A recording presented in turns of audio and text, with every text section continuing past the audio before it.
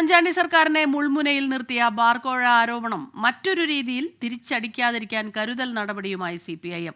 ശബ്ദ സന്ദേശത്തെക്കുറിച്ച് അന്വേഷിക്കാൻ ക്രൈംബ്രാഞ്ചിനെ ഏൽപ്പിച്ചത് ഇതിന്റെ ഭാഗമായാണ്. സർക്കാരിനെതിരെ ആഞ്ഞടിക്കാനാണ് പ്രതിപക്ഷത്തിന്റെ തീരുമാനം. മദ്യനയത്തിൽ സർക്കാരോ പാർട്ടിയോ ചർച്ച തുടങ്ങിയിട്ടില്ലെന്നിരിക്കെ ഇപ്പോഴുള്ള ആരോപണങ്ങൾ അടിസ്ഥാനരഹിതമെന്നാണ് CPIM നിലപാട്. UDF കാലത്തേക്കാൾ കർക്കശമായ സമീപനമാണ് ബാറുകളുടെ കാര്യത്തിൽ സ്വീകരിച്ചതെന്ന് സർക്കാരും വാദിക്കുന്നു. ഫെഡറേഷൻ ഓഫ് കേരള ഹോട്ടൽസ് അസോസിയേഷനിലെ ആഭ്യന്തര തർക്കങ്ങളുടെ ഭാഗമായാണ് ശബ്ദ സന്ദേശം പുറത്തുവന്നതെന്ന് വിശദീകരിക്കുമ്പോഴും CPIM പ്രതിരോധത്തിലാണ്. മന്ത്രി MP രാജേഷ് രാജിവെക്കണമെന്ന ആവശ്യം സംസ്ഥാന സെക്രട്ടറി MV ഗോവിന്ദൻ തള്ളിക്കളഞ്ഞിട്ടുണ്ട്.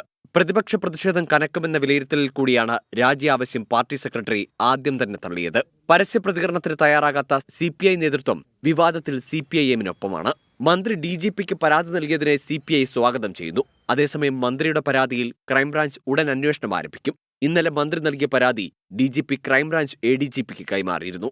24 തിരുവനന്തപുരം.